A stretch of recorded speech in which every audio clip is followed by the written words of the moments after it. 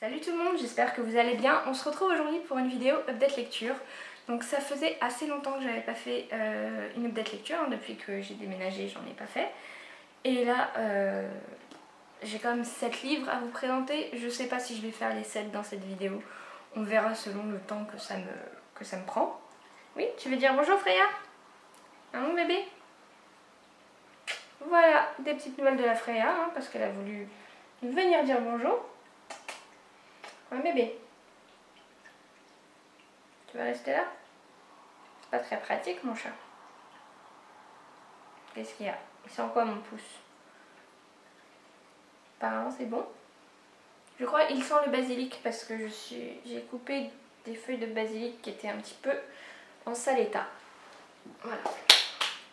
Bon, on va commencer. Donc tout d'abord, le livre que j'ai lu il y a le plus longtemps, c'est Kanak de Mo Malo, donc que j'ai commencé avant le déménagement. Voilà, que j'ai traîné pendant plus de 2 semaines je crois, hein, mais sachant que la semaine après le déménagement je n'ai pas lu du tout parce que j'avais d'autres choses à faire. Donc je vais essayer de bien vous résumer ce livre. Donc en fait on va se retrouver avec l'inspecteur je crois, Kanak Andriensen, donc qui est un Danois qui a été adopté, qui à la base est un comment on dit, j'ai oublié, un Inuit, voilà, du Groenland. Et donc il va être envoyé justement au Groenland pour travailler sur une enquête en fait, puisqu'il y a des meurtres qui ont l'air d'être perpétués par la même personne, vu qu'il y a un mode opératoire assez similaire. Et qu'au Groenland ils ne sont absolument pas habitués à ce genre de crime. Du coup ils ont besoin d'une aide extérieure, surtout que le Danemark est encore lié au Groenland. Le Groenland n'est pas indépendant vis-à-vis du Danemark, même si ils ont acquis certaines libertés.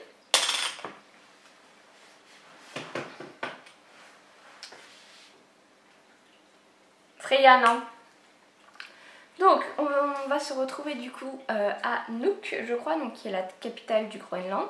Donc, on va se retrouver à Nuuk, là où il y a eu les 2 premiers morts.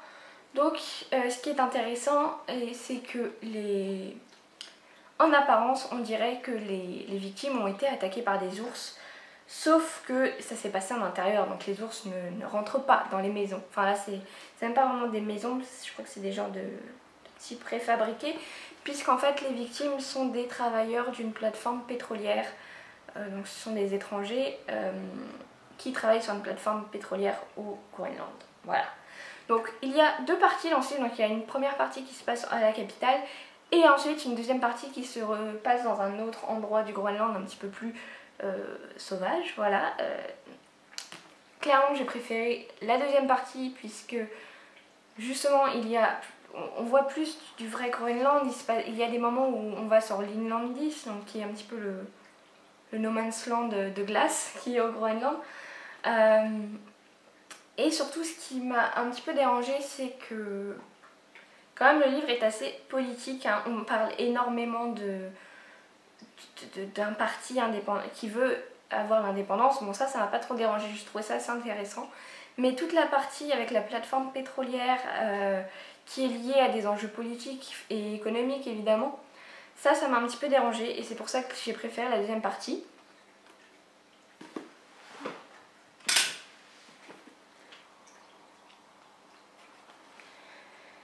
Donc update lecture.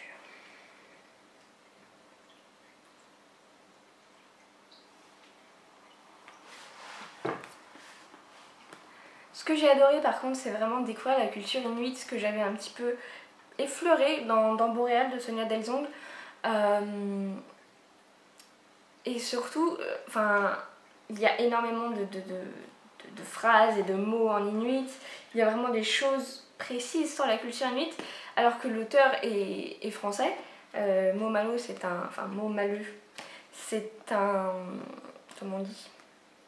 Un pseudonyme, voilà. Et il a fait des recherches de dingue, quoi. Je trouve que ce livre est hyper bien documenté. Et voilà. Par contre, oui, et j'ai passé beaucoup de temps à le lire, hein. Il fait quasiment 500 pages. Non, il fait plus de 500 pages. Voilà. J'ai bien aimé, mais c'est un petit peu long, mais j'ai quand même beaucoup aimé. Et je pense que je lirai avec grand plaisir Disco, donc qui n'est pas une suite directe je crois, mais où on va retrouver l'inspecteur Kanak Andriensen, sûrement encore au Groenland, hein, sinon... Enfin, vu que le livre s'appelle Disco et que ça a l'air de se passer dans la baie de Disco, je pense que ça sera encore au Groenland.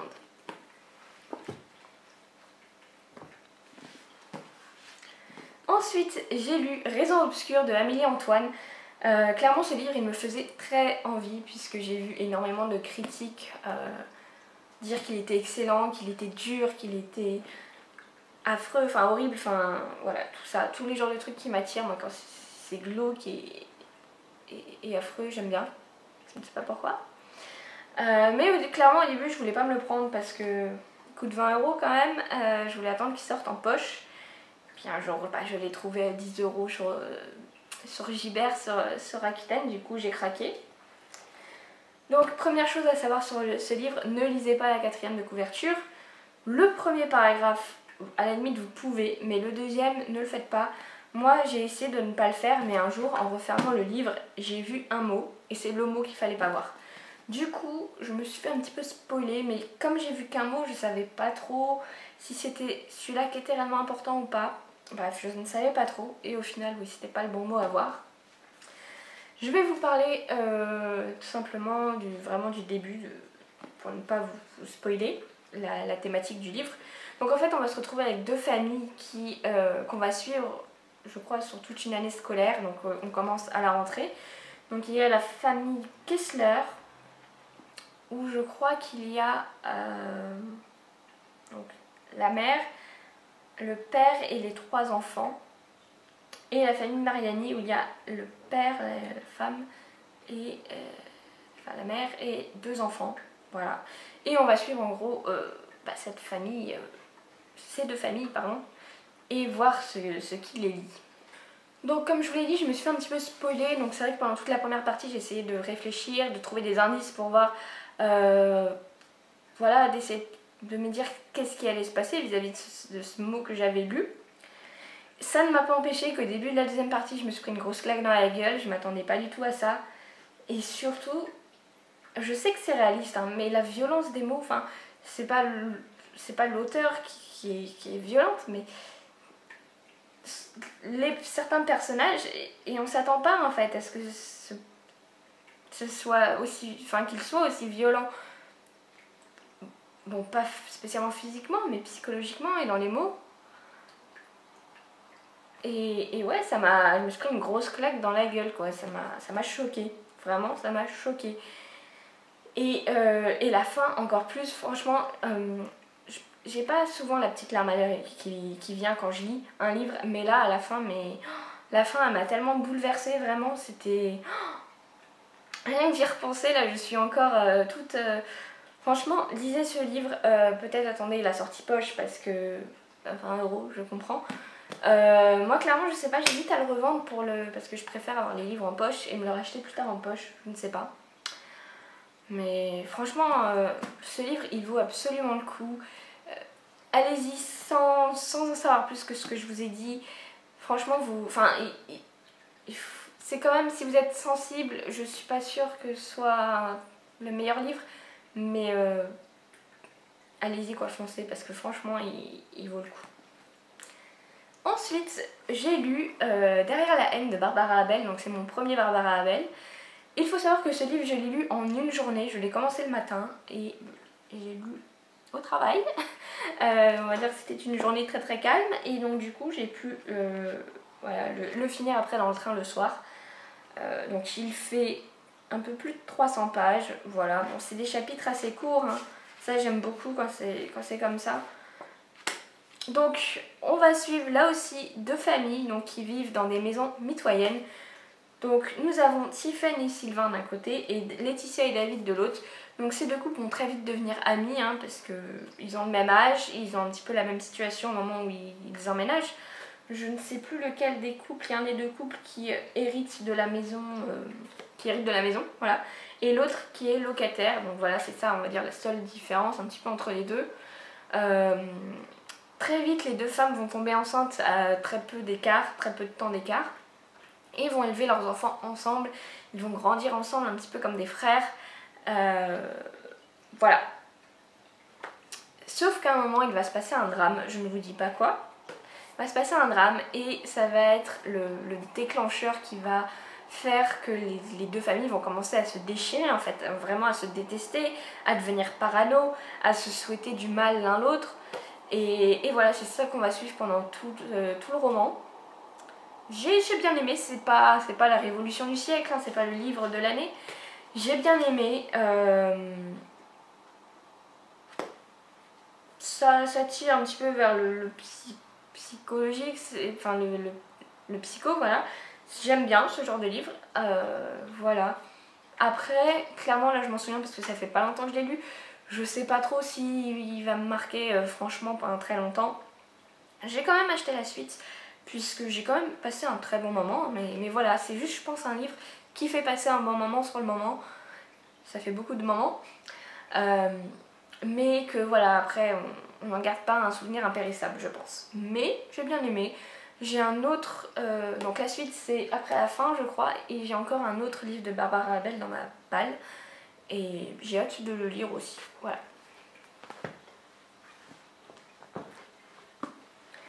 Je suis ensuite passée à un livre beaucoup plus gros et qui m'a pris beaucoup plus de temps.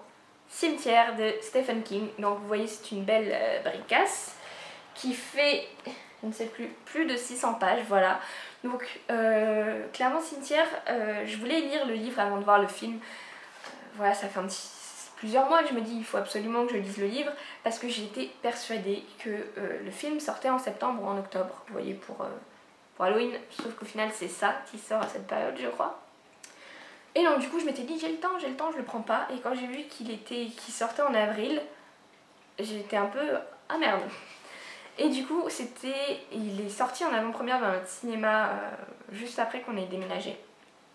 Donc le cinéma est vraiment pas très loin de chez nous, on y est en 10 minutes à pied. Du coup c'est vrai que voilà, avec mon copain on n'a jamais été au cinéma pendant quasiment les 4 ans avant on a été ensemble. Mais là de vivre à 10 minutes du cinéma c'est un petit peu ridicule. Bon, j'avoue le cinéma c'est devenu bien cher, hein, c'est pour ça qu'on s'en fera pas plus qu'un par mois. Mais là voilà, il y avait Cimetière, il était en avant-première un vendredi soir, je me suis dit allez go. J'ai bien aimé le film, j'ai passé un bon moment, même si je sais que c'est basé sur du Stephen King, mais voilà, il y a énormément de jumpscares dans ce film, ce qui pour moi n'est pas du tout... Voilà, c'est pas du Stephen King d'avoir du jumpscare. Stephen King c'est une ambiance angoissante, c'est pas des pics de peur comme ça, même si ça peut aussi, mais c'est plus une question d'ambiance. Et j'ai trouvé qu'il y avait... J'ai trouvé qu'il y avait beaucoup trop de jumpscares. Bref, on n'est pas là pour parler du film. Après être sortie de la séance, je me suis dit je veux lire le livre là, rapidement. Pourtant je déteste faire ça, j'adore finir un livre et voir le film dans l'heure qui suit. Mais voir un film et lire le livre quelques jours après, généralement je n'aime pas parce que j'ai trop le film en tête et j'ai l'impression d'avoir déjà lu le livre quoi, et c'est pas très agréable. Sauf que là, je l'ai commandé, je l'ai reçu peut-être une semaine après, enfin le temps de faire la commande et tout, bref. Et bah, je me suis mise très rapidement. Voilà, je ne sais pas pourquoi, parce que c'est vrai que Séverine en parle beaucoup en ce moment. Elle disait qu'elle avait très envie de le relire. Et il y a aussi le mois d'avril, c'était le mois de... Il fallait lire un King dans le... Comment ça s'appelle? C'est lecture commune pour l'année. Et il y a aussi le printemps avec King qui est pendant tout le printemps où il faut lire du King quoi. Donc je me suis lancée. Donc le livre est en 3 parties. Donc on a une première partie où on a donc la famille Creed qui arrive à Ludlow, je crois que c'est ça la ville, dans le Maine. Évidemment c'est du King donc c'est forcément dans le Maine. Ils ont acheté une maison parce qu'ils viennent de Washington et là-bas donc le père qui s'appelle Louis Creed était médecin, je crois, urgentiste ou quelque chose comme ça.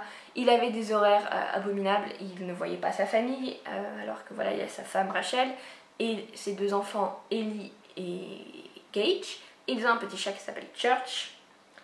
Et voilà, il ne voyait pas sa famille. Et là, il a réussi à trouver un emploi dans l'infirmerie d'une université. Voilà, donc avec des horaires beaucoup plus définis. Donc voilà, ils arrivent tous là-bas. Ils ont acheté une grande maison avec beaucoup de terrain et limite ils ne savent pas jusqu'où va leur terrain.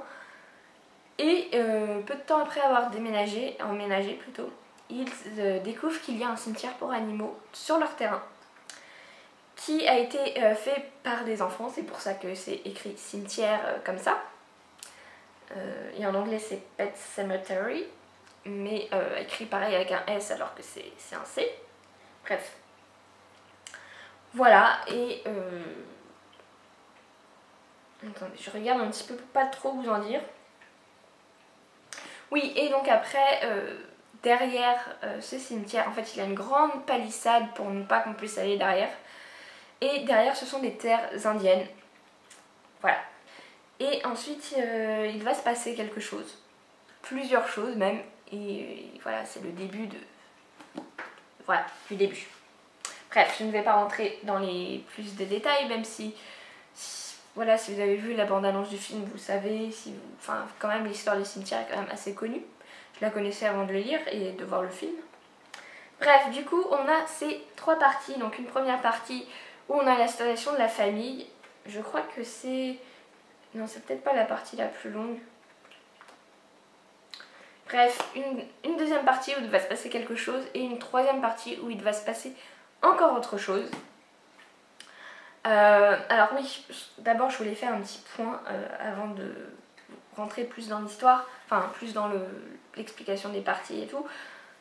J'ai eu peur depuis quelques mois à me lancer dans du King parce que c'est vrai que bon, je regarde les lives de Séverine de la chaîne Il est bien ce livre, comme je vous l'ai déjà dit. Et très souvent elle parle de King et c'est vrai que ce qui revient beaucoup, c'est que King c'est long, c'est lent, il fait beaucoup de descriptions, il parle de personnages dont on n'en a strictement rien à faire de prime abord. Voilà, il aime faire ça. Et c'est vrai que ça m'a fait un petit peu peur d'entendre ça. Mais ce qu'il faut savoir, c'est que moi, quand j'étais au collège, c'est là où j'ai découvert Stephen King et j'en ai lu beaucoup. Et à l'époque, il n'y avait pas internet, ou très peu, bref.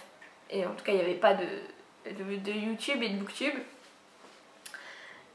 Et je me posais pas la question de savoir si Stephen King c'était lent ou pas. Je le lisais et je kiffais, voilà. À peu près à la même époque aussi j'ai découvert la saga des Enfants de la Terre de Jean Howell. Et niveau description, je crois que là on a atteint le pompon du pompon. C'est-à-dire qu'elle peut passer des pages entières à vous décrire une vallée, voilà, avec toute sa faune et sa flore. Ou passer des pages entières aussi à vous décrire comment fabriquer un outil, parce que c'est un livre qui se passe pendant la préhistoire. Donc passer des pages entières à vous décrire la fabrication d'un silex, voilà. Et c'est ma saga préférée, j'adore cette saga, j'adore lire ça. Donc au final, je me suis monté le bourrichon sur King à me dire que ça se trouve je vais m'ennuyer parce que ça va être lent. Mais en fait non, c'est ce que j'aime, de lire des lectures lentes, qui prennent leur temps, qui sont très descriptives. Et voilà, et c'est bête au final parce qu'on se met des barrières. Booktube et tout l'univers du livre sur les réseaux sociaux est très bien, mais en même temps, c'est pas bien sur certains niveaux. Et je trouve ça dommage, voilà, de m'être mis autant de freins et de barrières depuis quelques mois pour lire du King, alors que j'adorais ça quand j'étais au collège. Voilà, j'ai lu Carrie, j'ai lu Shining, j'ai lu Dreamcatcher, j'ai lu des Minuit 2, Minuit 4 et j'ai kiffé. Bref, on va reprendre sur Cimetière. Donc on a toute une première partie où on a vraiment l'installation de la famille, où on a des petites choses un petit peu bizarres qui vont se passer mais sans plus. Ensuite on a donc la deuxième partie où il y a quelque chose qui se passe. Voilà, c'est toujours assez lent, ça devient un petit peu plus angoissant. Et on a la troisième partie où là c'est qui est très courte, hein, la troisième partie. Ouais, elle dure même pas 100 pages je crois. Et c'est ça qui m'a un petit peu dérangée. Enfin c'est parce que j'ai vu le film d'abord et c'est une erreur. C'est, on va dire, le gros truc qui se passe, qui fait qu'il va mettre de l'action dans le film, voilà, qui fait le gros truc du film. Il arrive à peu près à la moitié pour que vraiment on ait de l'action un petit peu pendant une partie du film. Là voilà, c'est la troisième partie où il y a vraiment le truc important entre guillemets. Et du coup, j'ai trouvé que c'était rapide. Et du coup, j'ai trouvé ça dommage. Enfin, encore une fois, c'est parce que j'ai vu le film, ça a été traité différemment. Et je trouve ça dommage que Stephen King n'ait pas un petit peu plus développé cette troisième partie, quoi. Je trouve qu'il y a une explication de pourquoi c'est aussi rapide, mais voilà, j'aurais préféré que ce soit différent. Et puis il y a un petit truc qui m'a dérangé, c'est... Je peux pas trop vous dire parce que j'ai pas envie de spoiler, mais j'ai trouvé un petit truc assez ridicule. Quand j'ai lu ça, franchement je me suis dit... j'ai cru que c'était une parodie, quoi, clairement. Quand je l'imaginais dans ma tête, je l'imaginais en mode parodie, du coup ça m'a un petit peu cassé le délire. Et après l'autre gros problème, c'est que j'avais vu que la fin n'était pas géniale, mais voilà, c'est une fin ouverte. Et je déteste ça, moi je suis quelqu'un de très terre à terre, j'ai besoin d'explications de A à Z. J'ai pas envie d'imaginer la fin que je voudrais. Je veux qu'on me donne une fin toute prête. Et voilà. Donc en soi ça a été une bonne lecture, j'ai bien aimé, hein. Je me suis pas ennuyée, j'ai pas trouvé ça long. J'ai bien aimé, mais c'est pas mon King préféré. À l'heure actuelle, je ne saurais pas d'ailleurs vous dire quel est mon King préféré. Il faudrait que j'en lise plus. Voilà, j'ai bien aimé, mais voilà, ça restera pas mon King préféré. Après ça, j'ai eu envie de lire un livre très court que au final j'ai lu quasiment en une journée aussi. Bon, ouais, à peu près en une journée. C'est Le voisin de Tatiana de Ronet aux éditions Livre de Poche. D'ailleurs, je n'ai dit aucune édition. Voilà, comme ça, c'est bien, voilà. Donc on se retrouve, alors déjà il faut savoir que ce livre, donc là il a été édité en 2010, mais que la première édition date de 2000, donc je pense qu'il a été écrit en 99. Et j'ai trouvé ça super fun. On parle de cassettes vidéo, de disquettes, voilà, c'est mon enfance. Et un petit truc avant que je vous parle du livre qui m'a fait bien rire, c'est qu'à un moment le personnage principal, donc qui est une femme, voilà, a besoin d'un médecin. Voilà, donc je ne sais pas si ça se passe à Paris, ça a l'air, mais je crois que la ville n'est jamais citée. Donc le personnage principal est malade, a besoin d'un médecin. Qu'est-ce qu'elle fait? Elle ouvre ses pages jaunes. Bon, déjà, voilà, les pages jaunes. Pour chercher un médecin de quartier, elle va appeler le premier médecin qui est le plus près de chez elle. Et elle va lui dire, oui, bonjour, j'aurais besoin d'un médecin. Est-ce que vous pouvez venir pour me sculpter, en gros, voilà. Il va lui dire, pas de soucis, j'arrive dans 45 minutes. Ça m'a fait tellement rire, je me suis dit, ok, donc moi maintenant, je viens d'emménager, j'ai cherché un médecin et tout ce que j'ai trouvé, c'est des... On ne prend pas de nouveaux patients. Voilà, donc c'est même pas le médecin ne vient pas, parce que non, il ne viendra pas, c'est qu'on ne prend pas de nouveaux patients. Voilà, voilà, on en est en 2019. Je suis obligée de faire une demi-heure de route, 1 heure de route aller-retour pour aller voir un médecin. Voilà.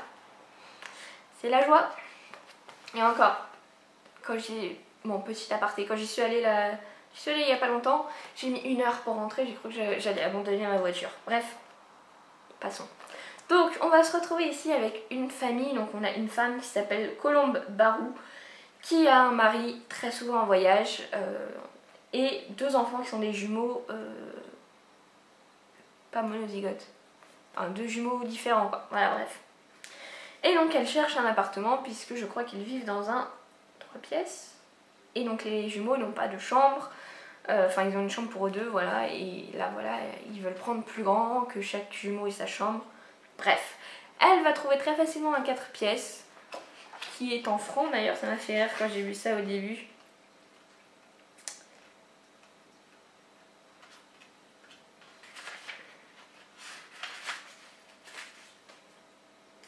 « 9000 francs par mois, plus les charges. » Voilà, donc ça m'a fait rire. Donc elle va trouver un appartement et donc ils vont très vite emménager. Donc je vous ai dit que le mari de Colombe n'était pas souvent là, donc elle, il faut savoir qu'elle travaille à mi-temps dans une maison d'édition. Elle fait un travail, je ne sais pas quel est le vrai mot, dans le livre et je pense que c'est un mot, voilà, comme quand vous dites pas je suis cuisinier, je suis cuistot, voilà, vous voyez un petit peu un diminutif. Elle dit qu'elle fait le nègre, voilà, c'est un livre de 99. Voilà. En gros, elle écrit des livres pour d'autres gens. Voilà. Donc elle travaille dans l'ombre. Voilà. je ne sais pas quel est le vrai mot, j'aimerais le savoir hein, parce que cette appellation me dérange. Bref, donc voilà, elle fait ça à mi-temps et son rêve c'est de devenir écrivaine. Voilà. Écrivain, autrice, auteur. Bref. Donc son mari est très souvent en voyage et quelque temps après qu'ils aient emménagé, elle va se rendre compte que le soir dans sa chambre, elle entend son voisin du dessus qui met à 3 h du matin les Rolling Stones à fond. Voilà. Ou certains soirs il va faire beaucoup de bruit, il va marcher, il va déplacer des meubles, enfin voilà. Sauf qu'elle n'arrive jamais à aller voir c'est un médecin d'ailleurs, oui. Elle n'arrive jamais à le... Enfin, comment dire, en journée il n'est pas là, elle lui laisse des mots, il n'y a jamais de réponse, rien ne change. Un jour je crois elle essaye d'aller en pleine nuit pour dire d'arrêter. Et elle va toquer, personne ne va répondre alors qu'elle voit qu'il y a quelqu'un qui bouge derrière la porte et tout. Bref, ce médecin est très mystérieux. Et elle, pendant ce temps-là, elle est en train de devenir à moitié folle, hein, clairement. Et d'ailleurs, tout le monde la prend pour une folle. Elle parle de ça, mais quand son mari est là, le voisin ne fait pas de bruit. Du coup, elle devient à moitié folle et tout le monde la prend pour une folle aussi. Voilà. Parce que, oui, comme je vous l'ai dit, elle n'arrive plus à dormir. Parce qu'elle se couche vers 23 h minuit, à 3 h du matin elle est réveillée, elle peut redormir à 5 h mais elle doit se lever à 6 ou 7 h. Donc au fur et à mesure du livre, elle ne dort plus la nuit en fait. Voilà, elle n'arrive plus, même si elle essaye, elle ne peut plus. Même quand son mari est là, elle n'arrive plus à dormir, elle fait sa vie la nuit. Et du coup en journée elle fait n'importe quoi, elle s'occupe plus très bien de ses enfants, de sa maison, de son travail. Voilà, ce qui est normal hein, quand on n'a plus de sommeil, ça devient très compliqué.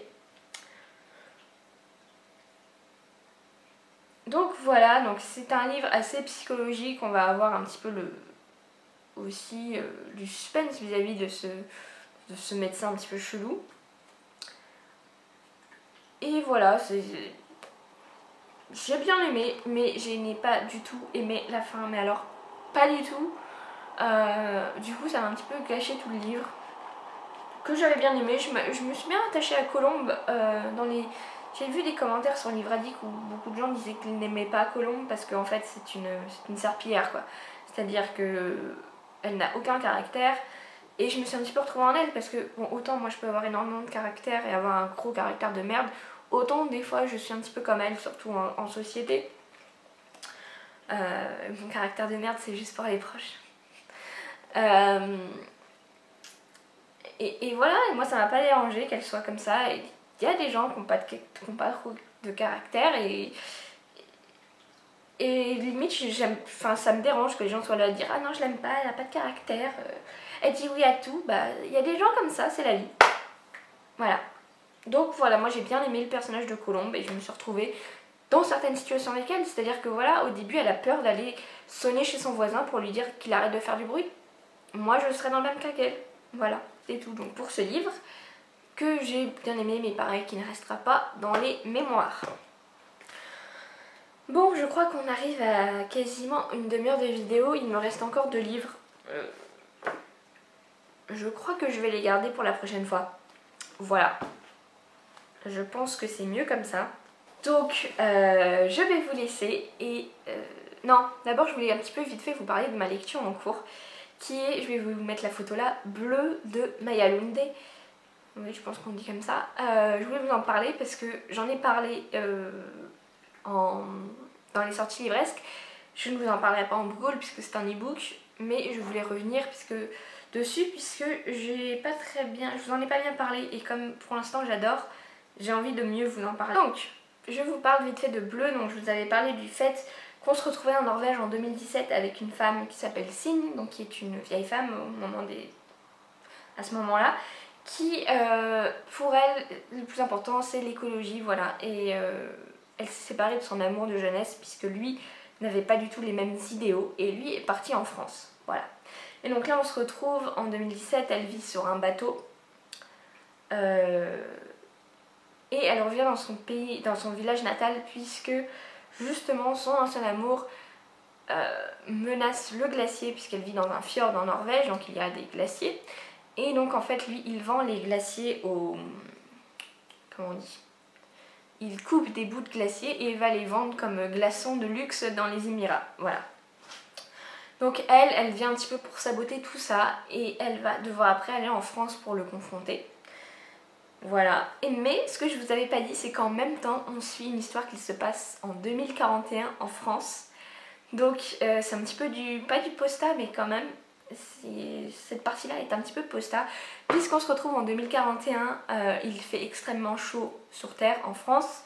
Le sud de la France est quasiment inhabitable. Là, on suit un père et sa fille qui ont dû fuir puisqu'il y avait des incendies, qu'il n'y avait pas plus d'eau quasiment. Voilà, ils étaient obligés, lui son boulot avant qu'il y ait vraiment une catastrophe qui les fait fuir, c'était, il travaillait dans une genre de station qui enlevait le sel de l'eau de mer pour avoir de l'eau douce. Voilà.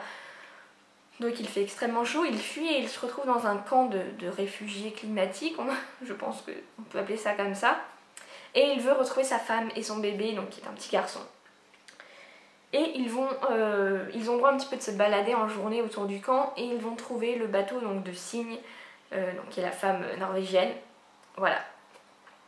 Donc j'avais pas lu entièrement la 4e de couverture et j'aurais dû parce que ça m'a encore plus donné envie.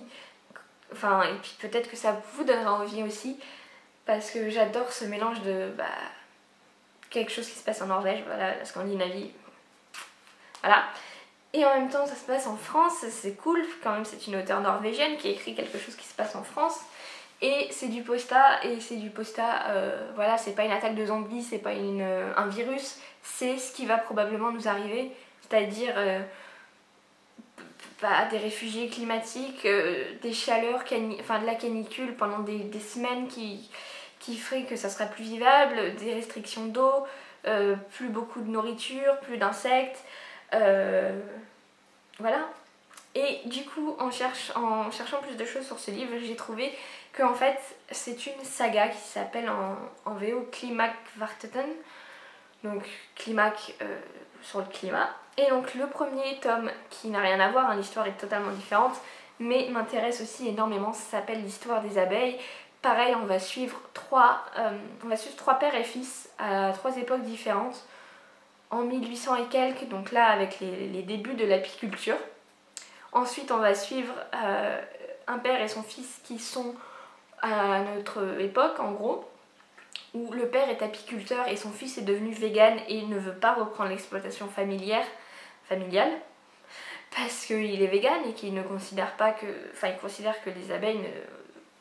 Voilà, enfin les abeilles ne sont pas de notre service, même si... Bon... Moi je pense que clairement même si on n'a pas à leur prendre leur miel, je pense que l'apiculture quand même sauve quand même des abeilles. Bref, on n'est pas là pour polémiquer là-dessus. Et on va suivre un 3e père et son fils donc en 2098 je crois, en Chine, où le père, son travail c'est de polliniser à la main tout.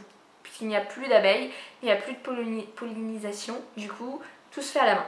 Voilà. Et pareil, ça a l'air vraiment génial. Je l'ai vu en poche, je pense que je vais me le prendre bientôt sur Rakuten. Voilà. Et donc je vous parlerai des 2 livres dont je ne vous ai pas parlé, plus de Bleu, plus sûrement d'un autre, dans la prochaine update lecture. Je vous laisse et on se retrouve très bientôt.